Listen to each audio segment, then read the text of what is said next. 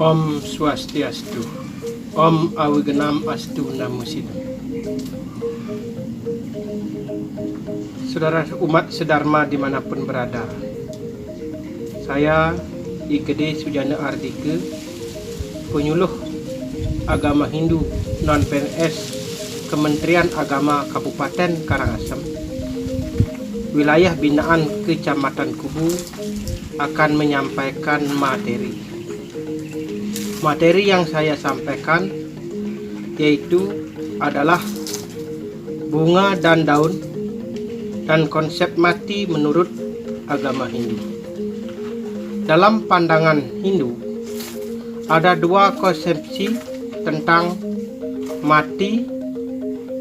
Ada mati menurut pandangan tatua dan ada mati menurut pandangan upacara, di mana dalam lontar Waraspati Tatua disebutkan kalau ikang pati ngarani wih turun mapasah lawan panca maha buddha juga tekan nengatmu ring siri ikang aganal juga ilang ikangatmu langgen tan molah apan ibek ikang ring rat wana kabeh.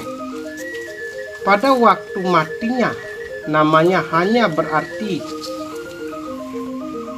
berpisahnya atma dengan panca maha buddha yang dan badan kasarnya yang lenyap, sedangkan atma tetap berada dan berubah sebab alam ini penuh dengan atma. Itulah sejatinya isi dari lontar di Waraspati Tatua.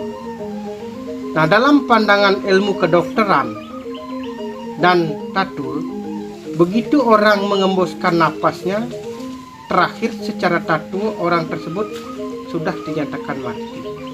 Di dalam peraturan pemerintah juga disebutkan mati apabila otak dan batang otaknya sudah tidak berfungsi selayaknya. Dalam ilmu kedokteran ada yang disebut dengan mati sel, artinya semua inti-inti sel itu mati. Tetapi sekarang saya akan ulas setelah mati berdasarkan tatua, dan selanjutnya saya ulas dengan mati secara dengan upacara. Suatu kematian baru sah apabila diupacarai sesuai dengan upacara agama, di mana dalam keagamaan ada disebut dengan merteku. Orang mati di dalam keagamaan Hindu yang dijelaskan dalam lontar pertekaning wong pejah sangat diuraikan, di mana tata cara memandikan jenazah sesuai dengan tata cara yang ada dalam ajaran lontar tersebut. Urainya tersebut adalah rangkaian tersebut adalah yaitu memandikan jenazah sampai upacara mempegat. Upacara mempegat itu disimbolkan dalam ajaran agama Hindu, di mana rangkaian suatu upacara mempegatkan cinta kasih yang meninggal dan yang keluarga yang masih hidup. Nah, pada saat berlangsungnya upacara ada pengesahan yang meninggal, di mana pengesahan tersebut dalam mempegat dan sujud bakti orang yang hidup kepada memberikan doa kepada orang yang sudah meninggal. Nah, pada sujud bakti inilah tentu adanya cinta kasih tidak boleh bersedih. Di dalam rangkaian tersebut, setelah upacara selesai, jenazah itu akan dibawa ke kuburan. Di sanalah ada sebuah pelengkap upacara, yaitu berupa bunga, dedaunan yang disatukan menjadi sekaruri.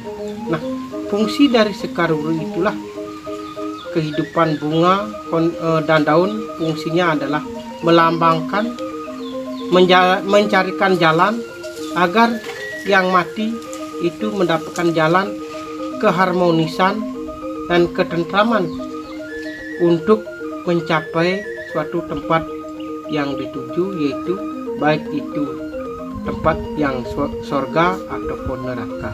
Nah, itulah fungsi dari bunga, daun, dan dalam bentuk sekarwura.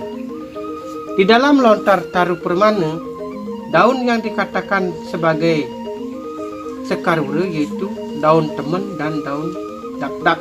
Daun dap-dap itu disebut juga daun taru sakti. Nah, dari bunga daun itu dijadikan satu, di mana dalam lontar taru permana teman artinya suatu keharmonisan dalam bahasa Balinya, keakraban, dan daun dap-dap juga daun sakti itu dilambangkan sebagai permana, yaitu kasih sayang. Di antara orang yang meninggal dan yang masih hidup tetap akan menyatukan suatu kasih sayang antara meninggal, hubungan harmonis antara skala dan niskala.